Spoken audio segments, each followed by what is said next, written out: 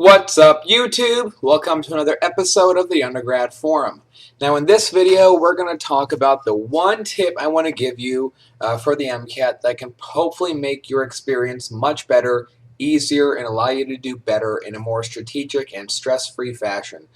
It's not a gimmick, it's not a certain style, it's just a strategy that people use to study for Step 1. Once you're in medical school, you'll know more about it, and that we could have used for MCAT. No one told us to do this. And I think it's a simple strategy. I'm seeing it a little bit online. I remember when I was studying for the MCAT, I read this strategy once and I thought, what a good idea. Unfortunately, I had already taken the MCAT at that point and it was too late for me. But I want to share it with you guys now, and I think you can do it either you're a freshman, sophomore, junior, senior in college, whenever. I think it'll work. And it's the style of taking a single review book, and I just searched online to see what's out there. The only one that I looked at that looked like what I was thinking, it was called Cracking the MCAT by the Princeton Review. It's like a single book that contains everything that's high yield you need to know for the MCAT. Excuse me.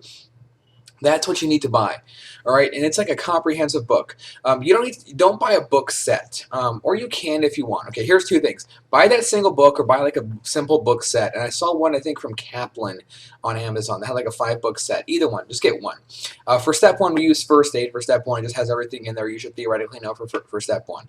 But you want to get something analogous to that for the MCAT, whether it's called Cracking the MCAT by was it Princeton, or this 5-book setup from Kaplan. Whatever you like, just get it. But the point of this is you want to get that book, and hopefully the earlier the better, preferably freshman year. If not, get it as soon as you can. Don't worry about it if you're a senior and you still haven't taken the MCAT, get it as early as you can.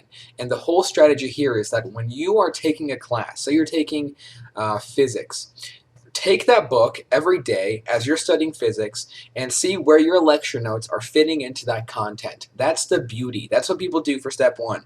They take their lecture notes and they annotate into First Aid.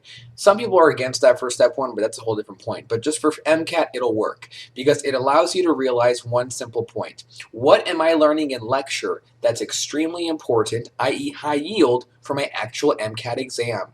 It's a simple strategy. I mean, it's not like this is rocket science. You're just taking your everyday materials and seeing how does it fit in the grand scheme of what MCAT requires. The beauty of that is that when you're in that section, say for physics, on gases, and you're learning about gases, at that time when you're learning about gases, you will probably never know more about gases in your entire life than at that moment in time before that exam.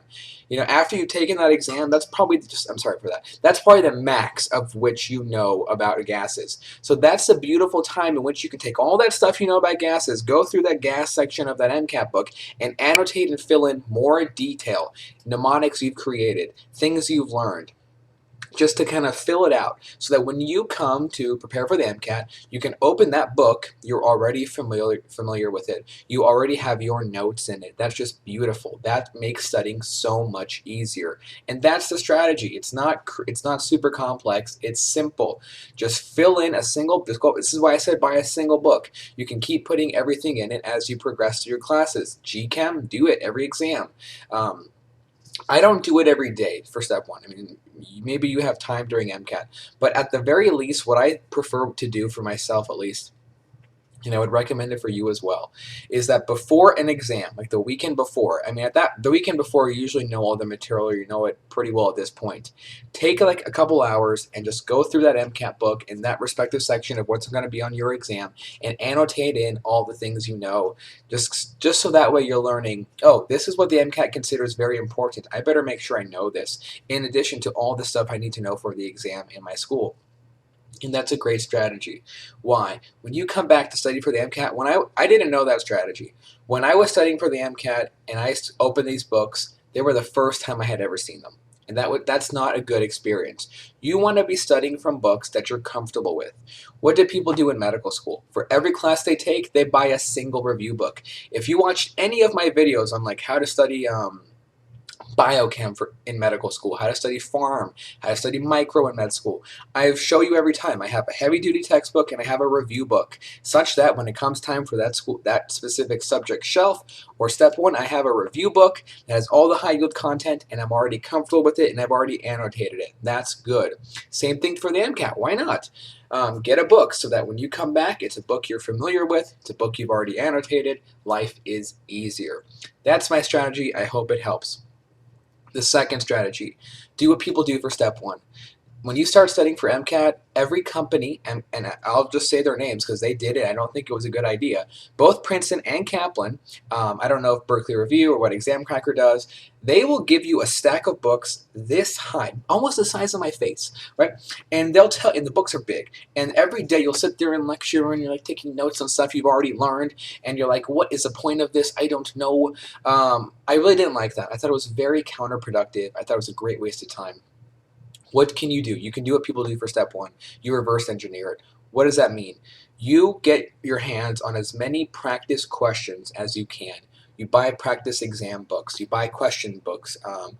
You can use gunner training for MCAT. I mean, you just want to get your hands on as many questions as possible. And the beauty is then you could just do questions. And you're probably thinking, whoa, whoa, whoa, I need to review. I need to go through the content. What do you mean just do questions? I'll get them all wrong. Yes, that's the point. Come on, man, pay attention. You get the questions wrong, and then what do? The questions are purely telling you these are high-yield topics in every single one of these questions. If you understand the question to its fullness, then you know that high-yield topic.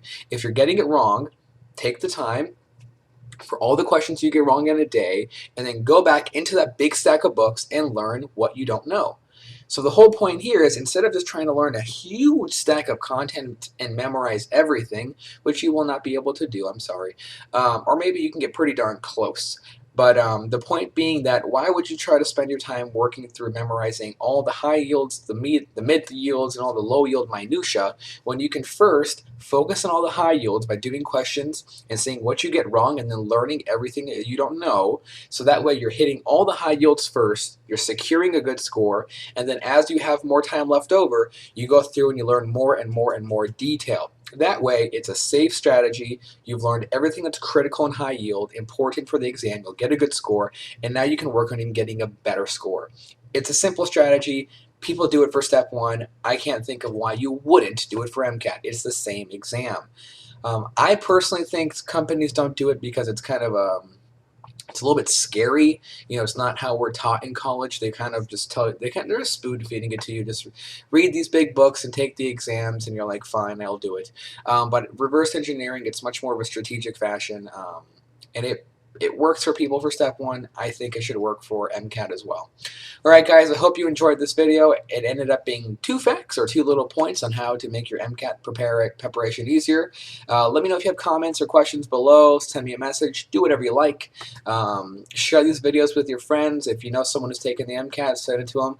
Help them out. Don't be a gunner. Help out your friends. Help them do better in school and learn. All right, guys, hope you enjoyed this video. And as always, enjoy your studies.